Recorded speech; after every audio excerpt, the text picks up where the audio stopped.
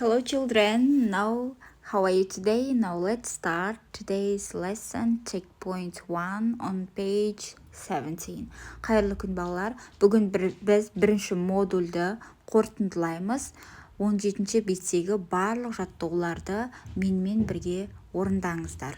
Ал кеттік, жаттығуларды орындауды бастаймыз. Exercise 1, look and write. Яғни бізде суреттер берілген, сол суреттердің астына қандай спорт түрі екенін тауып жазуымыз керек. Rowing, archery, fencing, water polo, gymnastics, figure skating. Осылай жазып аламыз.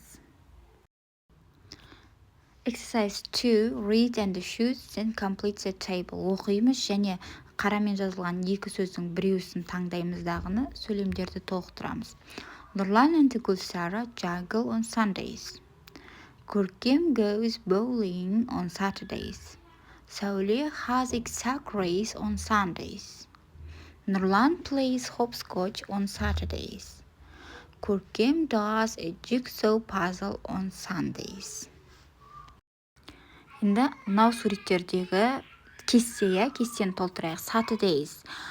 Saturdays яғни сенбі күні кім не істейді және жексенбі күні кім немен айналысады. Біз жаңа мәтіндерге қарап осы кестені толтыруымыз керек.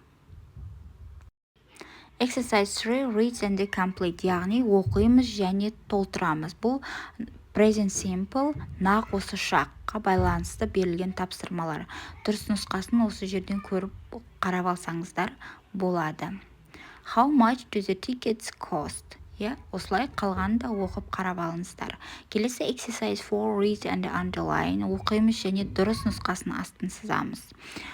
Kairat runs very quickly. Do you always go bowling with your brother? Do you play chess very well? Осылай дұрыс нұсқасын мен сіздерге қалдырдым. Осыған қарап жазып алсаңыздар болады балалар. Балалар, бүгінгі сабақ сіздерге ұнаса, лайк басып, коммент жазуды ұмытпаймыз және де каналға тіркелуді де ұмытпаймыз. Біз осымен бірінші модульді аяқтаймыз. Сіздерге бірінші модульдің сабағы түсінікті болса, келесі модульге бастаймыз.